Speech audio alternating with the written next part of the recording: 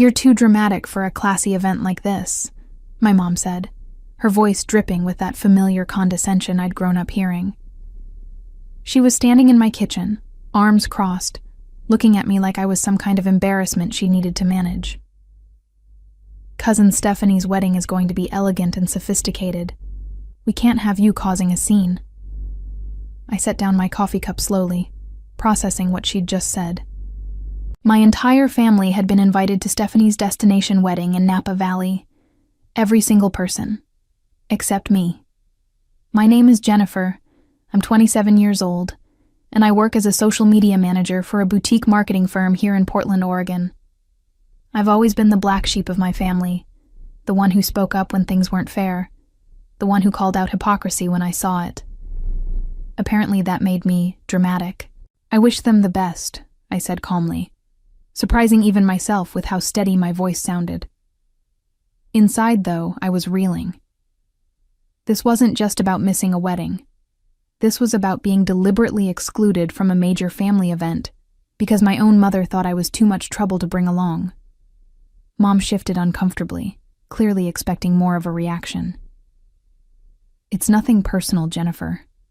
It's just that Stephanie specifically requested a drama-free celebration, and you know how you can be when you get worked up about things. How I can be. Right. Like when I'd called out my uncle for making racist comments at Christmas dinner last year, or when I'd defended my cousin Maya when the family was gossiping about her divorce. Apparently standing up for what's right made me the family troublemaker. When is it?" I asked, keeping my tone neutral. "Next weekend. It's a 3-day affair at some fancy vineyard. They're doing the whole thing properly, with welcome drinks, the ceremony, and a reception that's supposed to go until dawn." She was practically glowing with excitement about an event I wasn't invited to. "Your Aunt Helen says it's going to be featured in some wedding magazine." Of course it was. Stephanie had always been the golden child of our extended family. Beautiful, wealthy husband, picture-perfect life that everyone loved to fawn over. And now she was having the kind of wedding that would make for glossy magazine spreads, the kind where every detail was curated for maximum social media impact. "That sounds lovely," I said. "I'm sure you'll all have a wonderful time." My mom looked confused by my calm reaction. She'd clearly been bracing for tears, arguments, or some kind of dramatic outburst that would prove her point about why I couldn't be trusted at elegant family events. "You're not upset?" she asked suspiciously. "Why would I be upset? You've made it clear that my presence would somehow tarnish the event. I respect Stephanie's wishes for her special day."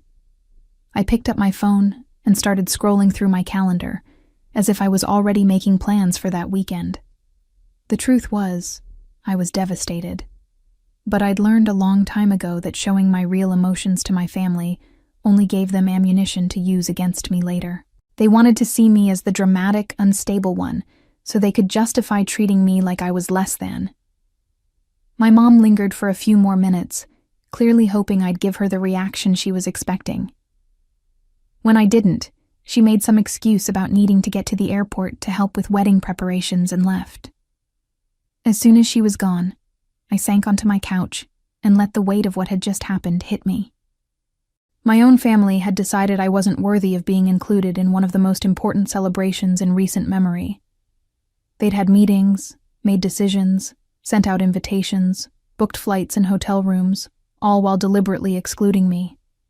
I thought about all the family events I'd attended over the years, all the times I'd bitten my tongue when relatives said things that made my skin crawl, all the effort I'd put into maintaining relationships with people who clearly saw me as a liability.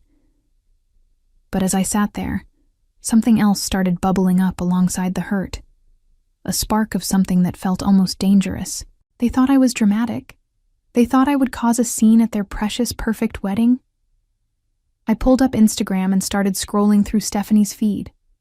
Her engagement photos were pristine, professional shots that looked like they belonged in a bridal magazine.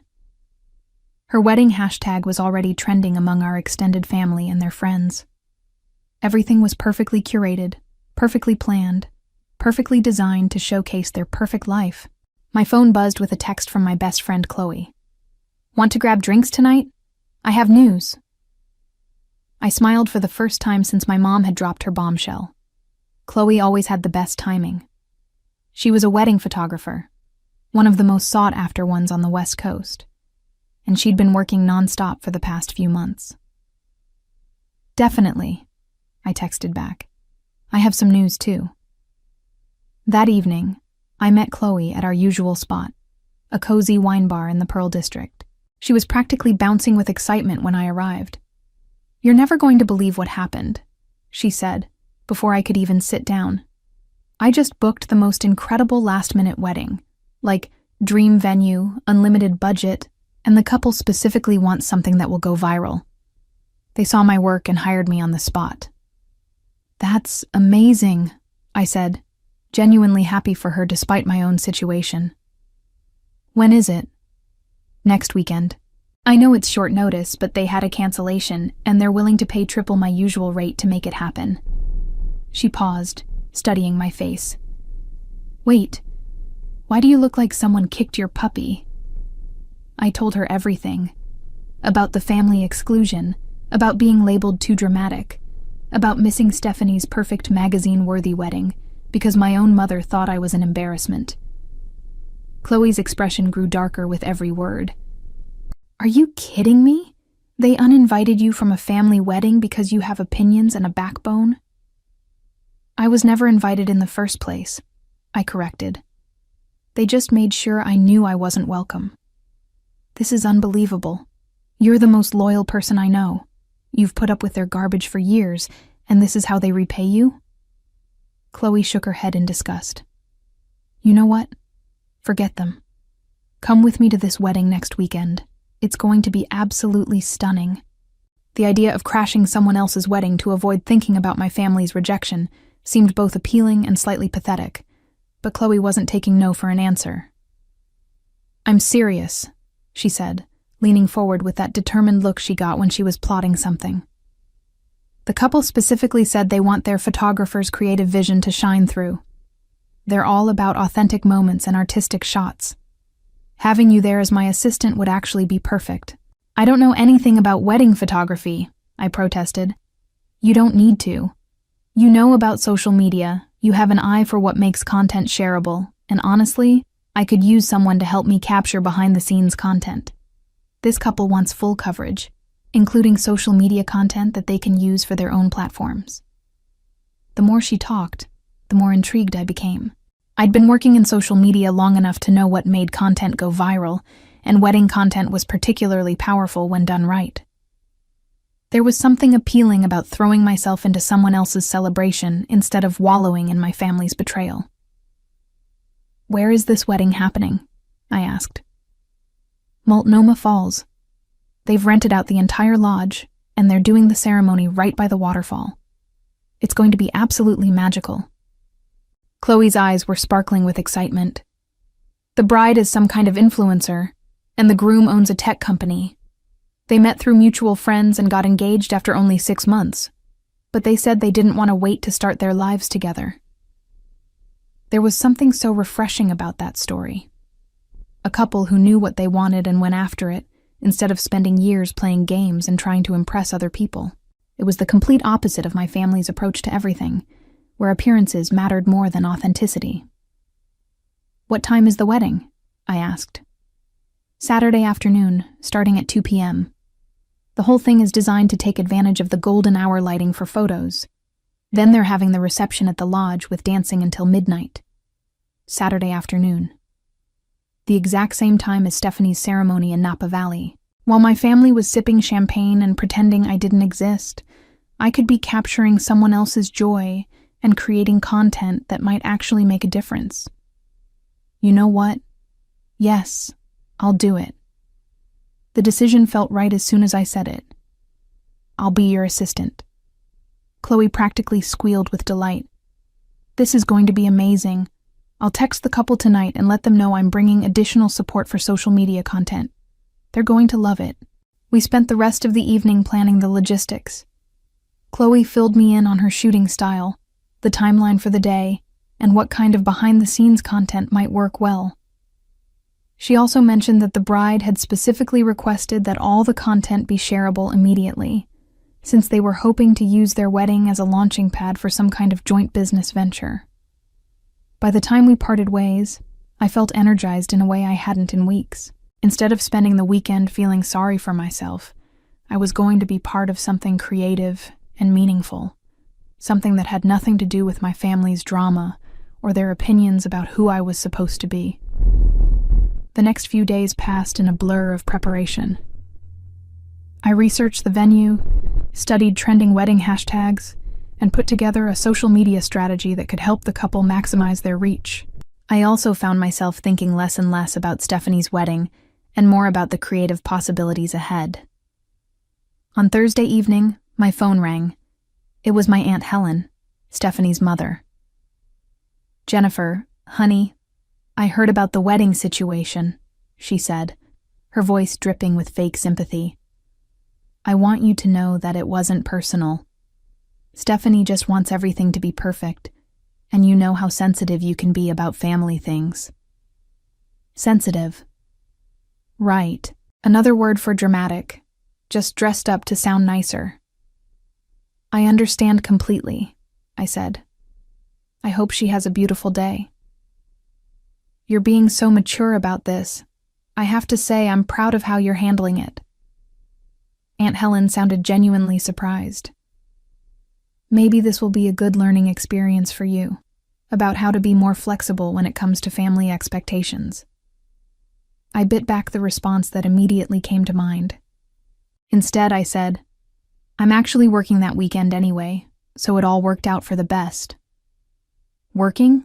On a Saturday?" "Yes, I'm helping with a wedding. Professional development opportunity." I kept my tone light and positive, giving her nothing to criticize. After I hung up, I realized something had shifted. I wasn't angry anymore. I wasn't hurt. I was focused on something that excited me.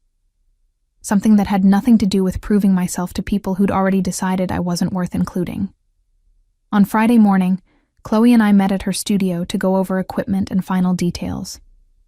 She'd been in touch with the couple, and they were thrilled to have additional social media support.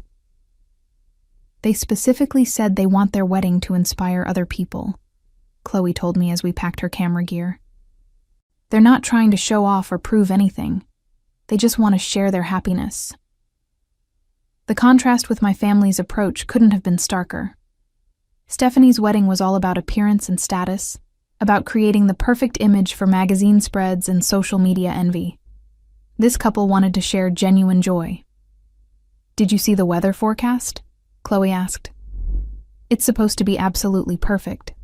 Sunny, 75 degrees, light breeze. The lighting by the waterfall is going to be incredible." I pulled up Instagram and glanced at the latest posts from my cousins, all of them sharing their excitement about the Napa Valley weekend. Group photos at the airport, shots of their elegant hotel, behind-the-scenes glimpses of wedding preparations. They were all using Stephanie's hashtag, creating a digital trail of their perfect family celebration. Something occurred to me then, something that made my pulse quicken with possibility. They weren't the only ones who knew how to create compelling social media content. And they weren't the only ones who had access to a beautiful wedding.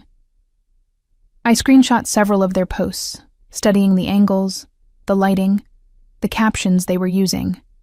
Professional habit, I told myself. But deep down, I knew it was something more. "Ready to create something amazing tomorrow?" Chloe asked, shouldering her camera bag. "More than ready," I said, and I meant it. Saturday morning dawned clear and bright, exactly as the weather forecast had predicted. I woke up feeling energized and purposeful in a way I hadn't experienced in months. While my family was probably having their elegant brunch in Napa Valley, I was preparing to be part of something that felt infinitely more meaningful. Chloe picked me up at 10 a.m., and we drove out to Multnomah Falls with her car packed full of equipment. The drive gave us time to go over our strategy one more time. "I've been thinking about the social media angle," I told her as we wound through the Columbia River Gorge. "This location is already incredibly photogenic, But what if we focus on capturing the raw emotion instead of just pretty pictures? People connect with authenticity more than perfection. That's exactly what I was thinking, Chloe agreed. This couple has such genuine chemistry. I want to capture that connection, not just pose them in beautiful settings. Oh, when we arrived at the lodge, I was struck by how different the atmosphere was from what I'd expected. There were no frantic coordinators barking orders or stressed family members arguing about seating arrangements. Instead, there was a sense of calm excitement, like everyone present genuinely wanted to be there. The bride, Jasmine, was getting ready in one of the lodge's suites, with just her sister and best friend helping her. No massive bridal party, no elaborate hair and makeup team, just intimate moments with the people who mattered most to her. "You must be Jennifer," Jasmine said when Chloe introduced us. "Thank you so much for helping with this. I know it's last minute, but having someone who understands social media is exactly what we needed." She was stunning in an understated way, wearing a flowing dress that looked like it belonged in a fairy tale. But what struck me most was how relaxed and happy she seemed. There was no bridezilla energy, no stress about every detail being perfect. She was simply excited to marry the person she loved. "Tell me about your vision for sharing this day," I said, pulling out my phone to take some notes. "We want people to see that love doesn't have to be complicated or expensive to be meaningful," Jasmine explained.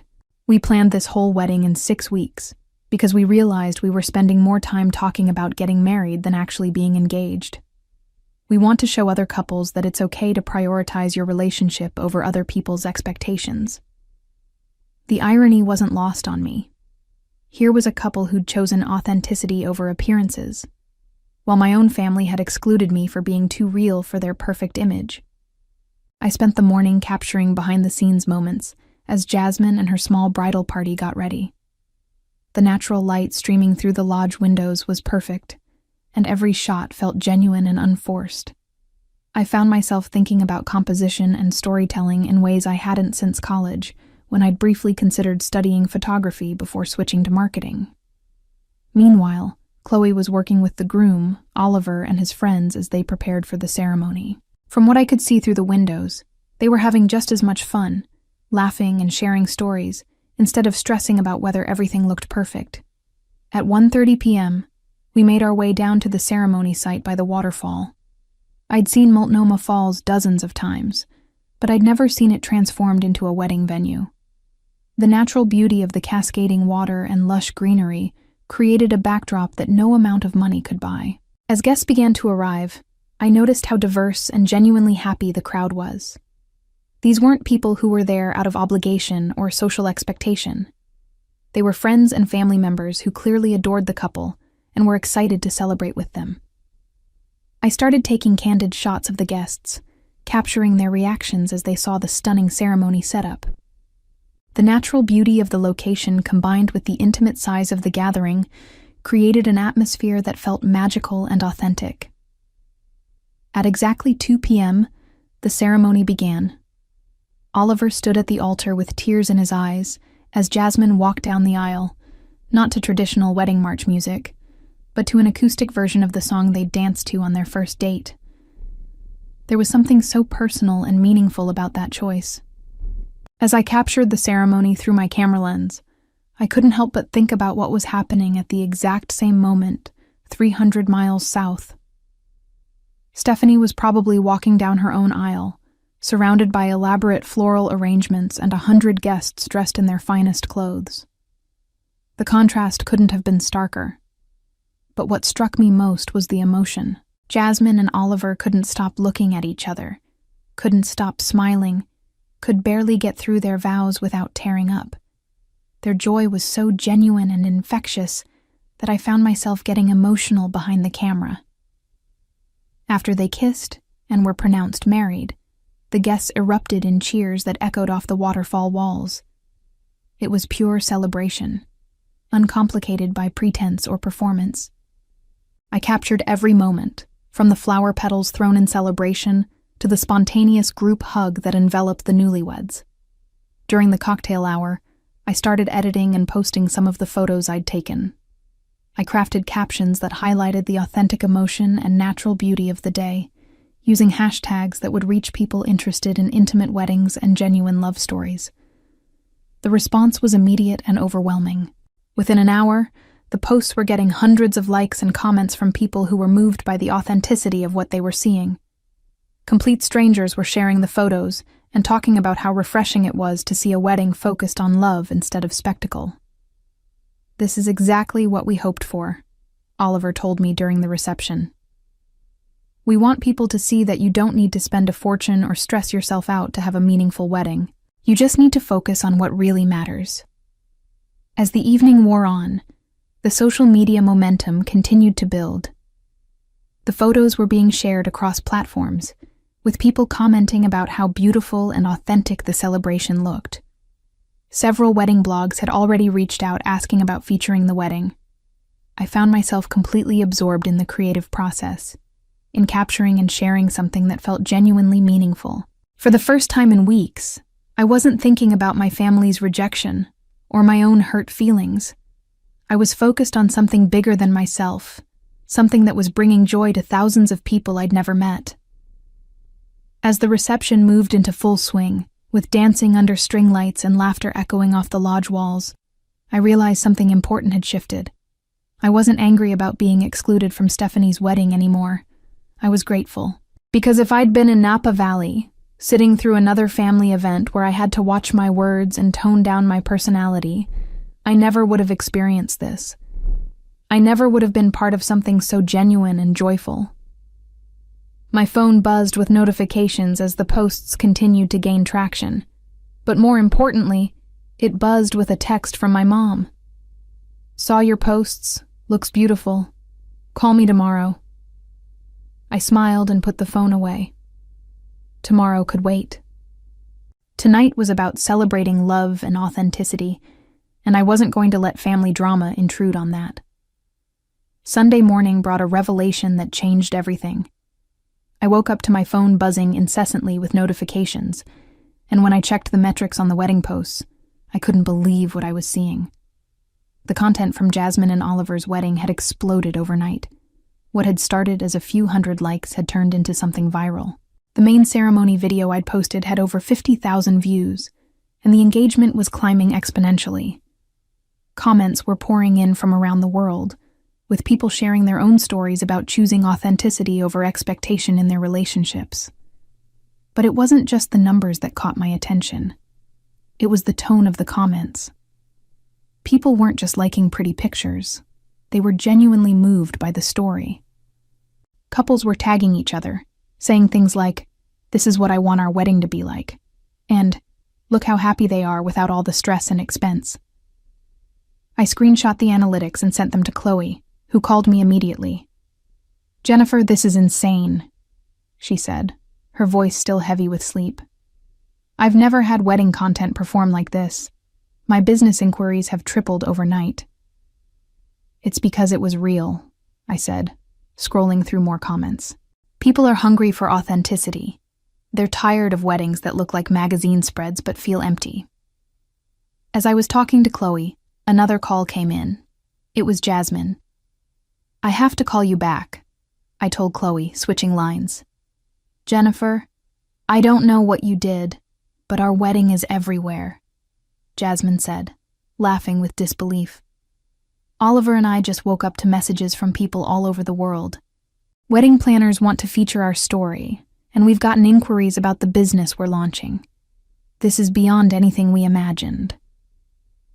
I explained the reach and engagement we'd achieved, and how the authentic storytelling had resonated with people who were craving something real in their social media feeds. "Would it be okay if I continued sharing some of the content over the next few days?" I asked. "I think this story has legs, and it could help other couples see that there are alternatives to traditional wedding pressure." "Absolutely," Jasmine said without hesitation. "Oliver and I talked about it this morning, and we want to hire you officially. Would you be interested in managing our social media as we launch our new venture?"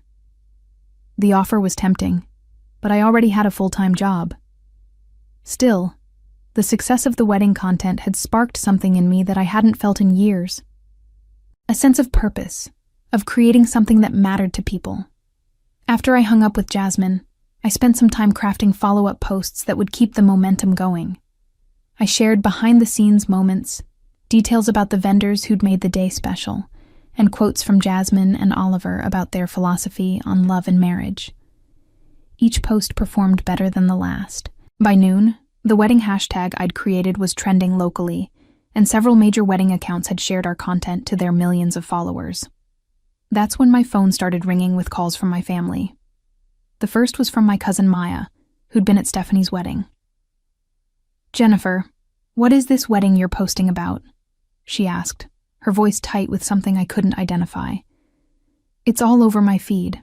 People keep sharing it and talking about how beautiful and authentic it is." "I helped photograph a wedding yesterday," I said simply.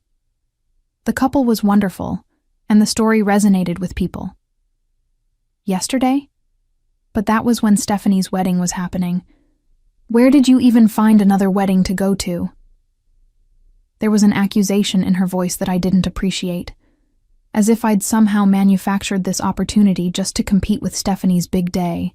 "My friend is a photographer and she needed assistance with social media content. It worked out perfectly since I wasn't invited to Stephanie's wedding anyway." Maya went quiet for a moment. "The posts are getting more engagement than Stephanie's wedding content. A lot more." That's when it hit me. While I'd been focused on celebrating Jasmine and Oliver's authentic love story, my family had been documenting Stephanie's elaborate celebration, and their carefully curated content about the perfect Napa Valley wedding was being completely overshadowed by our genuine, heartfelt posts from Multnomah Falls. "That's not really my concern," I said, though I could feel a spark of satisfaction. "I was just doing my job." After Maya hung up, I checked Stephanie's wedding hashtag out of curiosity. Her posts were beautiful, perfectly staged, and exactly what you'd expect from a high-end destination wedding. But the engagement was surprisingly low for the amount of money and effort that had clearly gone into the event. The comments were polite but generic, the kind of responses you get when people feel obligated to like something, but aren't genuinely moved by it. My phone rang again.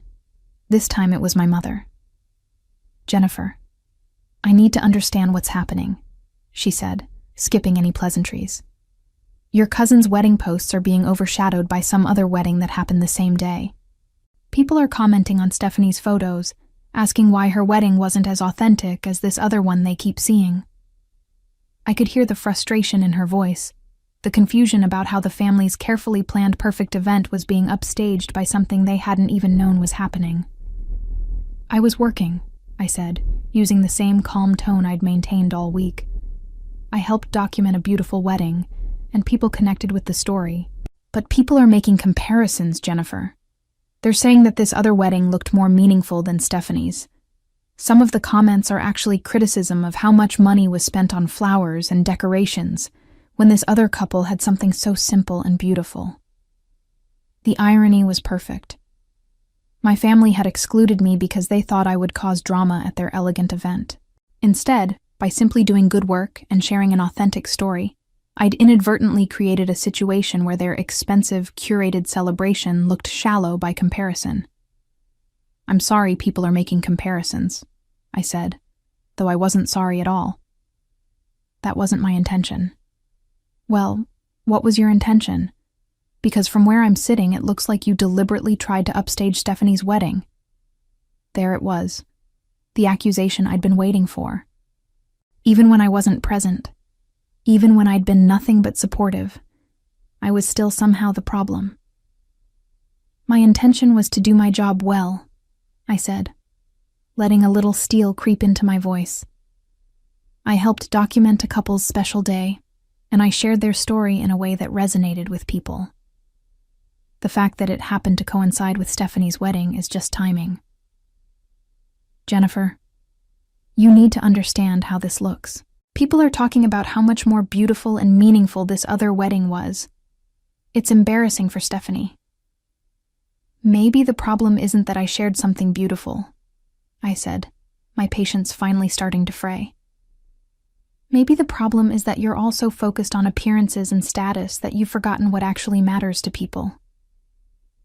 There was silence on the line for a long moment. I can't believe you're being so callous about this, my mother finally said. Stephanie is family. You should be supporting her, not competing with her. I wasn't competing with anyone. I was excluded from her celebration, remember? You told me I was too dramatic for a classy event. So I found somewhere else to be, and I did something meaningful with my time. But now it looks like what? Like I'm capable of creating something beautiful and authentic without your permission? Like maybe the person you thought was too dramatic to include actually has value to offer? I could hear my mother's sharp intake of breath, but I wasn't done. You know what, Mom? I spent years trying to make myself smaller so you wouldn't be embarrassed by me. I watched my words, toned down my personality, and let you all treat me like I was some kind of liability. And you still decided I wasn't good enough to include in a family celebration. That's not what happened. That's exactly what happened. You decided I was too much trouble, so you excluded me. And while you were all having your perfect, drama-free wedding, I was out creating something that actually touched people's hearts. Something real. The silence stretched between us, heavy with years of unresolved tension and hurt feelings. So what happens now? My mother finally asked, her voice smaller than before. Now I continue doing work that matters to me, I said. And maybe you all figure out why an amateur social media manager created content that resonated with more people than your professional, magazine-worthy celebration. I hung up before she could respond, my heart pounding with adrenaline. I'd never spoken to my mother that way before, had never directly confronted the family dynamics that had made me feel like an outsider my entire life. But instead of guilt or regret, I felt something else entirely. Liberation. The afternoon brought a cascade of calls from various family members, each with their own version of concern about the situation. By the fourth call, I'd stopped answering numbers I recognized and was letting everything go to voicemail. But I couldn't ignore the metrics. The wedding content was still climbing, now approaching 100,000 views across all platforms. Wedding planners, photographers, and venues were reaching out to both Jasmine and me, wanting to collaborate or feature the story. The hashtag had gone from local trending to national conversation starter. More importantly, the comments had evolved from simple appreciation to deeper discussion about wedding culture and what celebration should really mean. People were sharing their own stories about pressure they'd felt to have expensive, elaborate weddings that didn't reflect their values. Others were talking about how they'd chosen simple ceremonies and felt judged for it. I found myself at the center of a conversation I'd never intended to start, but one that clearly needed to happen. Around 3 p.m., Chloe arrived at my apartment with coffee and pastries, looking as overwhelmed as I felt. My phone hasn't stopped ringing, she said, settling onto my couch. I've gotten more business inquiries in one day than I usually get in a month. But I also got a very interesting call that I think you should know about. From who? A producer from a lifestyle show. They want to do a segment on authentic weddings versus traditional elaborate ones. They specifically mentioned your social media strategy and how the content went viral. I stared at her. They want to interview me? They want to interview both of us, plus Jasmine and Oliver. The angle is about how genuine emotion and authentic storytelling can be more powerful than expensive productions. Chloe paused, studying my face. But here's the thing that I think you'll find interesting. They also reached out to your cousin about featuring her wedding as the contrast example. My stomach dropped. What? Apparently, someone connected to the show saw both weddings trending and thought it would make for compelling television. The idea is to show two different approaches to wedding celebration and let viewers decide which one feels more meaningful. I could only imagine how my family was reacting to that news. Being asked to participate in a show that would essentially pit their expensive, traditional celebration against my authentic, intimate alternative would be their worst nightmare. Did Stephanie agree to participate? From what I understand, she declined. But the producers seem to think that just made the story more interesting. They're calling it the wedding that went viral while the family watched. The irony was so perfect it almost hurt. My family had excluded me to avoid drama, and their attempt to have a drama-free celebration had created the biggest drama of all. My phone buzzed with a text from an unknown number. "This is Stephanie. We need to talk." I showed Chloe the message, and she raised her eyebrows. "Are you going to respond?" "I don't know. What could she possibly want to talk about now?" But even as I said it, I knew I was curious. Stephanie and I had never been particularly close, but we'd also never been enemies. She was 8 years older than me, and had always seemed to exist in a different sphere of the family hierarchy. I decided to call her back. "Jennifer, thank you for calling," Stephanie said when she answered. Her voice was carefully controlled, but I could hear stress underneath the politeness. "What did you want to talk about?" I wanted to understand what happened yesterday. From my perspective, I had my wedding, and it was beautiful. Then I woke up this morning to find that some other wedding is trending, and people are comparing it to mine. And not favorably. There was hurt in her voice that I hadn't expected. For all her privilege and perfection, she sounded genuinely confused about why her celebration wasn't getting the reaction she'd hoped for. "Stephanie, I wasn't trying to compete with your wedding. I didn't even know the content would take off like this. But it did take off. And now people are saying that your friend's wedding was more authentic and meaningful than mine. They're saying my wedding looked expensive but empty." I could hear her voice starting to crack. And despite everything, I felt a pang of sympathy for her. "I'm sorry people are making those comparisons," I said, and I meant it. "That wasn't my intention." "Then what was your intention? Because from where I'm sitting, it looks like you deliberately created something to overshadow my day." The same accusation my mother had made, but coming from Stephanie, it sounded more like confusion than anger. My intention was to help my friend document a beautiful wedding and share it in a way that would make the couple happy. The timing was coincidental. "But you knew our wedding was happening. You knew the family would be posting about it." "Yes, I knew. And I also knew I wasn't invited to be part of it." Stephanie went quiet for a moment. "That wasn't my decision alone." "Whose decision was it?" The family felt like there might be conflict. "You've been so outspoken about things lately, and we wanted everything to be peaceful. So you decided to exclude me rather than address whatever conflicts you were worried about. We thought it would be easier for everyone. Easier for everyone except me." Another long pause. "I didn't think about how that would feel for you. I was so focused on having everything be perfect that I didn't consider." "I'm sorry, Jennifer. That was wrong." Her apology surprised me. I'd been prepared for defensiveness or blame, not genuine remorse. "Thank you for saying that," I said. "But I don't know what to do now. People are sharing posts about this other wedding and talking about how much better it was than mine. It's becoming a whole thing on social media." I could hear the vulnerability in her voice, and it made me think about the pressure she must have been under to create the perfect celebration. The kind of pressure that led to excluding family members who might disturb the carefully curated image. "Stephanie, can I ask you something? Did you enjoy your wedding?" "What do you mean?" "I mean, in the moment, when you were getting married, were you happy? Were you focused on Oliver and your love for him? Or were you thinking about how everything looked?" There was a long silence before she answered. "I was thinking about how everything looked," she admitted quietly. "I spent most of the day worried about whether the flowers were right, whether the photographer was getting the shots we needed, whether people were having fun. I barely remember actually getting married." My heart ached for her. She'd spent a fortune and excluded family members to create a perfect event, and she'd missed her own wedding in the process.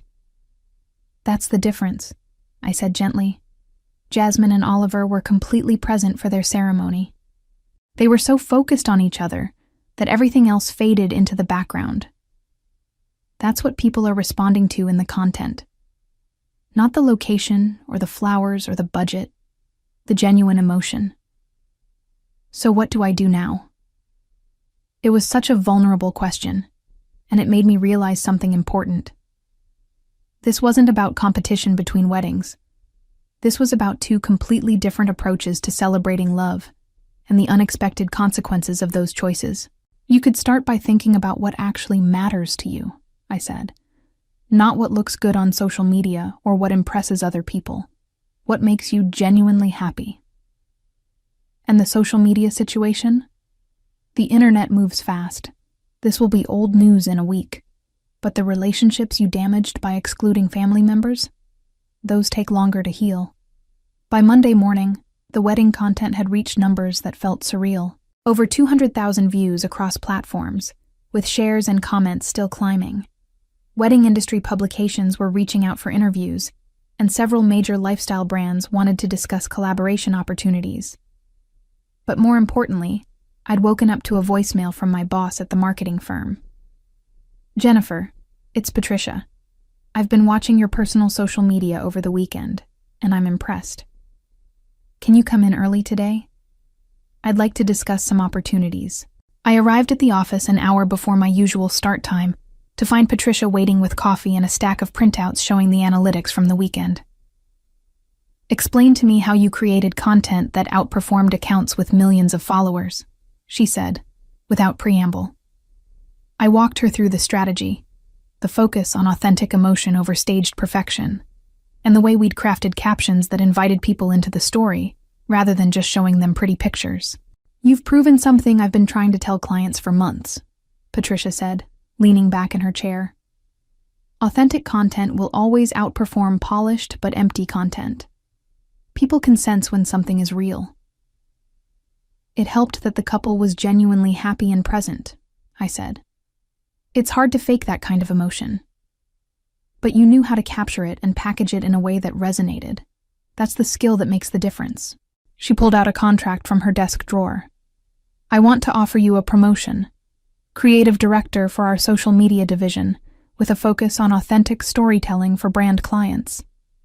The offer was generous, both in terms of salary and creative freedom.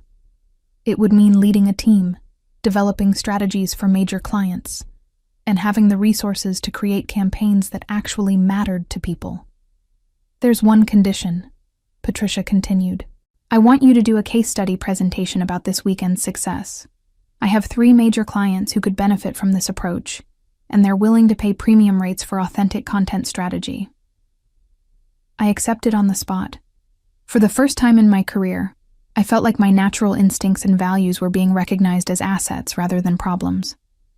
The rest of the week was a whirlwind of interviews, strategy sessions, and planning for my new role. The wedding content continued to perform well, though the initial viral surge had begun to level off. More importantly, Jasmine and Oliver's business launch had been incredibly successful, with hundreds of inquiries from couples who wanted help planning authentic celebrations. On Thursday evening, my phone rang. It was my mother. "Jennifer, I've been thinking about our conversation," she said, her voice more subdued than usual. "And I owe you an apology." I stayed quiet, waiting for her to continue. "I watched some of the videos from the wedding you worked on, and I read the comments. People weren't just saying it was pretty. They were saying it made them feel something. It made them think about their own relationships and what really matters." "That was the goal," I said simply. "I also talked to Stephanie. She told me about your conversation, about how she missed her own wedding because she was so worried about appearances." My mother's voice was getting softer. "I think I did that to her. I put so much pressure on her to have the perfect celebration that she forgot to actually celebrate. It was the closest to self-reflection I'd ever heard from my mother, and it caught me off guard." "Mom, let me finish. I also realized that I did the same thing to you, but in reverse. I was so worried about you not fitting into our idea of perfect that I never saw the value you bring. The work you did this weekend proved that you understand something important about connecting with people, something the rest of us missed. I felt tears prick at my eyes, emotions I'd been holding back for days finally surfacing. I never wanted to compete with Stephanie, I said. I just wanted to be included. I know, and excluding you was wrong. Not just wrong, but stupid.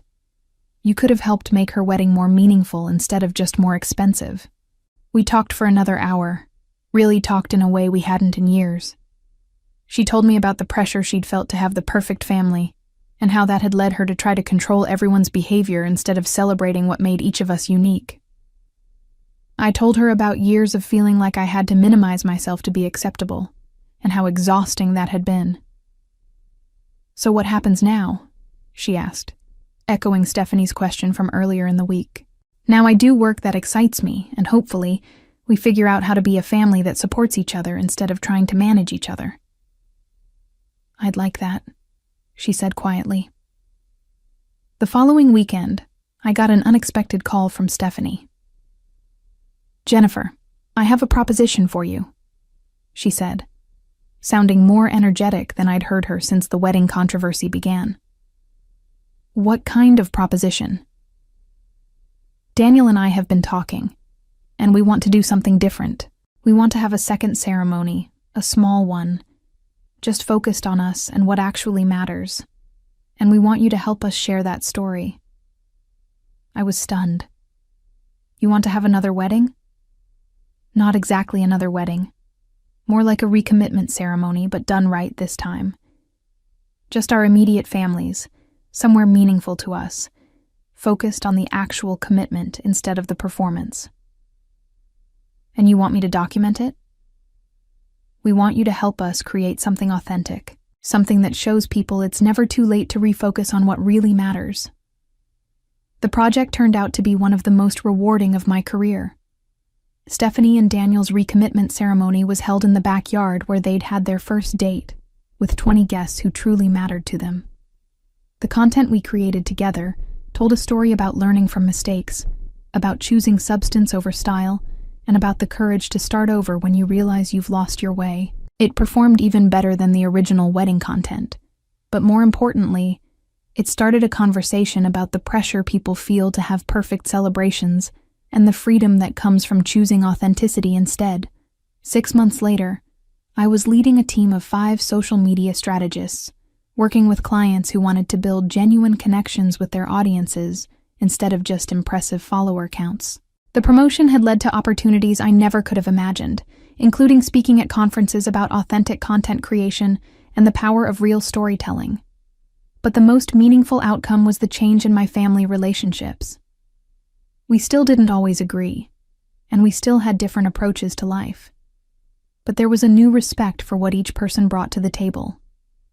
My dramatic tendencies were now seen as passion and authenticity. My willingness to speak up about problems was valued as leadership. The wedding that excluded me had ended up being the catalyst for everything that followed. By being forced to find my own path, I'd discovered work that excited me, values that guided me, and a voice that people wanted to hear. 3 months after the wedding weekend that changed everything, I was sitting in a television studio in Los Angeles, preparing for what would become the most satisfying moment of my professional life. The lifestyle show that had initially reached out to Chloe and me had evolved their concept into something much bigger. What started as a simple segment about authentic weddings had become a full episode called "When Real Goes Viral, The Wedding That Outshone the Family." I was scheduled to appear alongside Jasmine and Oliver, whose business had exploded after our content went viral. They'd launched a wedding planning service focused on intimate, meaningful celebrations, and they were already booked solid for the next 18 months. But the real twist was that Stephanie had also agreed to participate. After our successful collaboration on her recommitment ceremony, she'd become an advocate for authentic celebration, and wanted to share her story about learning from the pressure she'd felt to create the perfect image. "Are you nervous?" Chloe asked as we sat in the green room, watching the monitor that showed the studio being prepared. "Not nervous," I said, adjusting the blazer I'd chosen for the interview. "Excited. This feels like the culmination of everything that started that weekend. The past few months had been transformative in ways I never could have anticipated. My new role as creative director had exceeded all expectations, both in terms of creative fulfillment and financial success. The clients I worked with were seeing unprecedented engagement rates, and my team had developed a reputation for creating campaigns that actually moved people instead of just impressing them. More importantly, the success had given me a platform to talk about authenticity in an industry obsessed with artificial perfection. I'd spoken at 3 major marketing conferences, written articles for industry publications, and consulted with brands that wanted to connect with audiences craving genuine content. The irony wasn't lost on me that being excluded from one family event had led to opportunities I never would have discovered otherwise. Jennifer Anderson? A production assistant appeared in the doorway. We're ready for your segment. As I walked onto the set, I felt a surge of confidence that had nothing to do with nerves and everything to do with knowing that I was exactly where I was supposed to be. The studio lights were bright, but the host, Maria Santos, had a warm presence that immediately put me at ease. We're here with Jennifer Anderson, the social media strategist whose wedding content went viral and sparked a national conversation about authenticity and celebration, Maria began. Jennifer, take us back to that weekend. You'd been excluded from your cousin's wedding, and instead of wallowing at home, you chose to document someone else's celebration. What was going through your mind? Honestly, I was hurt, I said, settling into the interview rhythm. Being excluded from a family event because you're considered too dramatic forces you to examine what that really means. In my case, it meant I cared too much about honesty and wasn't willing to pretend everything was perfect when it wasn't. And that quality that your family saw as problematic turned out to be exactly what audiences were craving. Exactly. People are exhausted by content that looks perfect but feels empty. When we shared Jasmine and Oliver's genuine emotions and authentic celebration, it resonated because it was real. You can't manufacture that kind of connection. Maria pulled up some of the analytics on a screen behind us, showing the viral trajectory of the wedding content compared to typical wedding posts. These numbers are extraordinary, but what's even more interesting is the conversation it started. Tell us about the response you received. The comments weren't just about the pretty pictures, I explained. People were sharing their own stories about wedding pressure, about choosing authenticity over expectation, about times when they'd felt forced to prioritize appearances over meaning. It became a community conversation about what celebration should really look like. And this success led to significant changes in your career. It did. My company recognized that I'd tapped into something important about how people want to connect with content. I was promoted to creative director, and now I work with brands that want to build genuine relationships with their audiences instead of just impressive metrics. Maria leaned forward, clearly preparing for the more personal part of the interview. But this story isn't just about professional success. It's also about family dynamics and the unexpected consequences of exclusion. How has this experience changed your relationships with the family members who excluded you? I took a breath, thinking about how to answer honestly without being vindictive. It forced all of us to examine what we really valued, I said. My family was so focused on avoiding drama that they created the biggest drama of all. But more importantly, it made us realize that our different approaches to life could be strengths instead of problems to manage. Your cousin Stephanie has actually become an advocate for authentic celebration after her own experience. She's joining us after the break to talk about what she learned from watching your content outperform her own wedding posts. As we cut to commercial, I felt a profound sense of satisfaction. Not because I'd gotten revenge on my family, but because I'd turned their rejection into something that benefited not just me, but thousands of people who'd been inspired by the conversation we'd started. When we returned from break, Stephanie joined us on the set. She looked polished and confident, but there was also a vulnerability in her expression that I'd never seen before. Stephanie, you had what most people would consider a dream wedding, Maria began. Destination location, unlimited budget, featured in magazines. But when your cousin's content went viral the same weekend, it sparked some difficult realizations for you. It did, Stephanie said, her voice steady. I spent months planning every detail of my wedding, and I barely remember actually getting married. I was so focused on how everything looked that I missed the whole point of the celebration. And that realization led to some significant changes. It led to Jennifer and me working together on a recommitment ceremony that was everything my original wedding wasn't. Small, intimate, focused on Daniel and our relationship instead of impressing other people. The content Jennifer created for that event was some of the most meaningful of my life. Maria turned back to me. So, the family member who was excluded for being too dramatic ended up helping create the authentic celebration that had eluded you the first time. Jennifer showed me that drama and authenticity aren't the same thing, Stephanie said. Being willing to speak honestly about what matters isn't dramatic. It's brave. The second half of the interview took an unexpected turn when Maria brought up the broader impact our story had had on the wedding industry. Jennifer, since your content went viral, we've seen a shift in how couples approach their celebrations. Wedding planners are reporting increased demand for intimate ceremonies, and social media engagement for authentic wedding content has significantly outperformed traditional luxury wedding posts. You've inadvertently started a movement. I think the movement was already happening, I said. People were already questioning why they should spend a year's salary on one day, why they should invite people who don't really support their relationships, why they should prioritize photos over presents.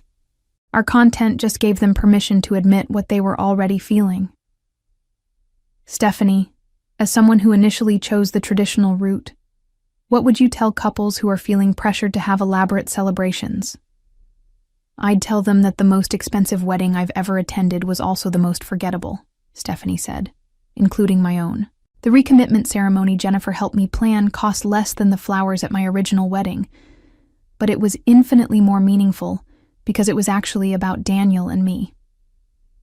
Maria pulled up social media posts showing the reach and engagement of both events. The numbers tell an interesting story. Stephanie's original wedding, which cost over $100,000 and was featured in a major magazine, received modest social media engagement. Her recommitment ceremony, which cost less than $3,000, has been shared millions of times and inspired countless couples to reconsider their own celebration plans. Because authenticity doesn't have a price tag, I added. You can't buy genuine emotion or manufacture real connection, but you can choose to prioritize what actually matters. Let's talk about the family dynamics aspect of this story, Maria said, turning to address both of us. Stephanie, the decision to exclude Jennifer from your wedding was presented as preventing drama. Instead, it created a situation where she inadvertently overshadowed your celebration. How do you look back on that decision now? Stephanie looked uncomfortable for a moment, then straightened her shoulders. It was cowardly, she said bluntly. We were so afraid of any imperfection, any moment that might not photograph well or fit our image, that we excluded someone who could have actually helped us create something meaningful. We chose the illusion of harmony over actual family connection. And Jennifer, how did being excluded affect your approach to the content you created? It freed me, I said without hesitation. I wasn't trying to maintain family peace or avoid stepping on anyone's toes. I was just focused on doing good work and sharing a beautiful story. Sometimes being pushed outside your comfort zone forces you to discover capabilities you didn't know you had. There's an interesting parallel here to the current conversation about authenticity in social media generally. Jennifer, your success suggests that audiences are craving real content over polished perfection. Absolutely. The algorithms favor engagement, but engagement comes from emotion. You can't create emotional connection with stock photo perfect content. People want to see themselves reflected in the stories brands tell, and they want to feel like they're part of something genuine rather than being sold something artificial. Maria looked directly into the camera. When we return, we'll be joined by Jasmine and Oliver, the couple whose authentic wedding celebration started this entire conversation, and we'll explore how their business built on genuine connection has revolutionized their industry. During the commercial break, Stephanie turned to me. I never properly apologized for the exclusion, she said quietly. Not just the decision, but the reasoning behind it. Calling you too dramatic was our way of avoiding looking at why we were so uncomfortable with authenticity. Thank you for saying that, I replied. But honestly, I'm grateful it happened. If I'd been at your wedding, trying to be the version of myself that wouldn't cause problems, I never would have discovered what I was actually capable of. When we returned, Jasmine and Oliver joined us, looking as genuinely happy as they had on their wedding day 6 months earlier. Jasmine and Oliver, your wedding was planned in 6 weeks, cost a fraction of what most couples spend, and yet the content documenting your celebration has been viewed millions of times. What do you think resonated so deeply with people? We weren't trying to impress anyone, Oliver said simply. We were just excited to get married and wanted to share that joy with people who mattered to us. I think that authenticity came through in every photo and video, and the business you've built since then reflects those same values. Our clients aren't interested in keeping up with wedding trends, Jasmine explained. They want celebrations that reflect their actual relationships and values. We help couples figure out what matters to them, not what looks good on social media. Jennifer, you've worked with them to develop their social media strategy. How do you apply the lessons from your viral wedding content to other businesses? The principles are the same whether you're planning a wedding or launching a product, I said. Authenticity can't be faked, but it can be showcased. Our job is to help brands and individuals identify what makes them genuinely unique, and then share that story in ways that create real connection. And that approach has been successful beyond just the wedding industry. Incredibly successful. The clients I work with now see engagement rates that are 3 to 5 times industry averages because we focus on creating content that actually means something to people. When you give audiences something real to connect with, they respond. Maria wrapped up the segment by highlighting the broader implications of our story. What started as a family exclusion has become a case study in the power of authentic content and genuine connection. Jennifer, Stephanie, Jasmine, and Oliver have shown us that sometimes the most meaningful celebrations and the most successful content come from choosing substance over style. As the cameras stopped rolling, I felt a profound sense of completion. The journey that had begun with hurt and exclusion had led to professional success, stronger family relationships, and a platform to advocate for authenticity in an industry often obsessed with artifice. But more than that, it had proven something I'd always suspected, but never had the courage to test. That being genuinely myself, even when it made others uncomfortable, was not just acceptable, but valuable. The months following the television appearance brought opportunities that exceeded even my most optimistic expectations. The episode had been viewed over 5 million times online, and my inbox was flooded with speaking requests, collaboration offers, and interview opportunities. But the moment that felt like the ultimate vindication came 8 months after the original wedding weekend, when I received a call from the biggest social media conference in the industry. Jennifer, we'd like you to deliver the keynote address at our annual summit, the event director said. Your story about authentic content creation has become required reading for our attendees, and we want you to share your insights with the entire industry.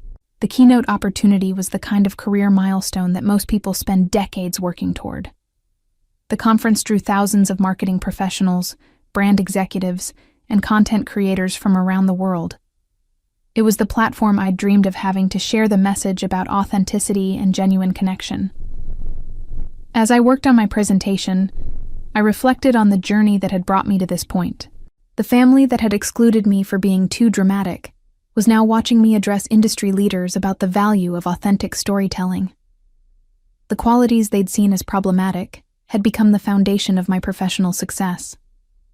The irony was perfect, but what felt even better was knowing that the success wasn't just about proving them wrong. It was about proving that authenticity and genuine emotion could compete with and outperform the polished perfection that dominated social media. 2 weeks before the conference, I had lunch with my mother in Portland. Our relationship had continued to evolve since our conversation after the viral wedding weekend, and she'd become one of my strongest supporters. I've been thinking about that conversation we had right after Stephanie's wedding, she said as we sat in the restaurant where I'd first told Chloe about being excluded. "When I accused you of trying to upstage the family celebration." "That feels like a lifetime ago," I said. I was so focused on protecting the image of perfect family harmony that I couldn't see how harmful that actually was. Not just to you, but to all of us. We were performing family instead of actually being one. But look what came from it. Stephanie and I have a better relationship now than we ever did when we were trying to avoid conflict. And you and I are actually talking about real things instead of just managing each other's reactions. That's true. But I still regret the hurt we caused. Watching you give that keynote speech next week, knowing that your success came from the qualities we tried to suppress, feels like poetic justice. It feels like coming full circle, I agreed. The day of the keynote arrived, and I stood backstage at the San Diego Convention Center, looking out at an audience of 3,000 industry professionals. Instead of nerves, I felt a deep sense of purpose. This was the moment to share everything I'd learned about the power of authenticity, not just as a marketing strategy, but as a way of connecting with people who were hungry for something real. 18 months ago, I was excluded from a family wedding because I was considered too dramatic for an elegant celebration. I began, my voice carrying clearly through the auditorium. Today, I want to talk about how that exclusion led to the most successful content I've ever created, and what it taught me about what audiences actually want from the brands and people they choose to follow. I walked the audience through the entire story, from the hurt of being left out to the decision to help document Jasmine and Oliver's authentic celebration, to the viral success that followed. But more importantly, I talked about the principles that had driven that success. Authenticity isn't just a buzzword, I explained. It's a strategy that works because it taps into what people actually crave from their media consumption. They want to feel connected to something real, not impressed by something artificial. I shared case studies from my clients, showing how authentic content consistently outperformed polished but empty campaigns. I talked about the wedding industry's shift toward intimate celebrations, the rise of brands built on genuine values rather than aspirational lifestyles, and the increasing consumer demand for transparency and honesty.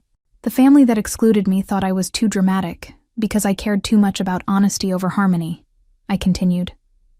What they didn't realize was that audiences are desperate for that same honesty. They're tired of being sold perfection that doesn't exist.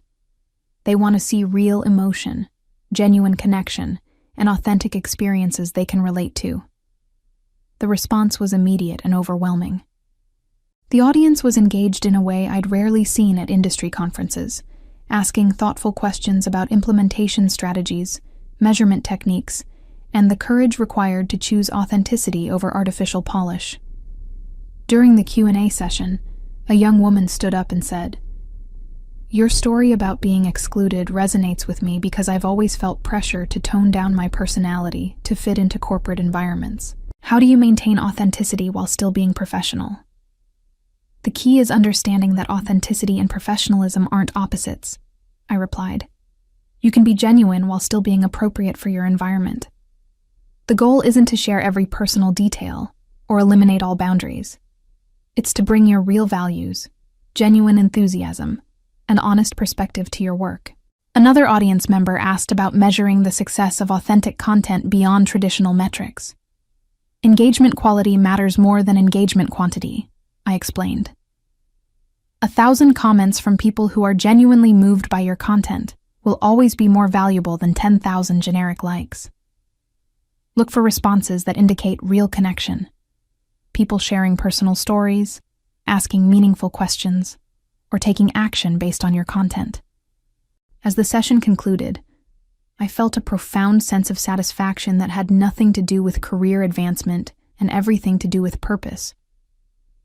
I'd taken the pain of family rejection and transformed it into a message that was helping other people find the courage to be authentic in their professional lives.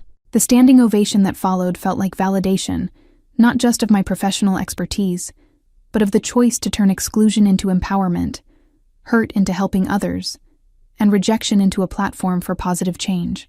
6 months later, my family gathered for my grandmother's 80th birthday celebration. But this time, the gathering felt completely different. Instead of performing perfect family dynamics, we were actually enjoying each other's company. Instead of managing everyone's reactions to avoid conflict, we were having genuine conversations about our lives and experiences. During the party, Stephanie pulled me aside. "I've been thinking about something," she said. "Do you remember what you told me after my wedding? About how the internet moves fast, but relationships take longer to heal." "I remember. I think you were wrong about the first part. Your story hasn't been forgotten. If anything, it's become more influential over time. You've created something lasting." Looking around at my family, all of whom had learned to appreciate authenticity over artificial harmony, I realized she was right. The viral wedding content had been just the beginning. The real transformation had been in how we all approached relationships, both personal and professional, with a commitment to genuine connection over perfect appearances. The dramatic family member who had been excluded for caring too much about honesty had become the person who helped everyone else discover the value of authenticity. The rejection that had felt like an ending had actually been the beginning of everything that mattered. The family members who had orchestrated my exclusion faced consequences that extended far beyond social media embarrassment. My mother spent months in therapy, working through the realization that her pursuit of perfect appearances had damaged her relationships with her children. Stephanie's first marriage struggled under the weight of unmet expectations and artificial pressures, leading to a separation that forced both her and Daniel to examine what they actually wanted from their partnership. The extended family members who had participated in the exclusion found themselves gradually sidelined from meaningful family gatherings as the rest of us gravitated toward more authentic connections. Their commitment to maintaining surface-level harmony had left them ill-equipped to handle the deeper relationships that emerged when we stopped performing for each other and started being genuine.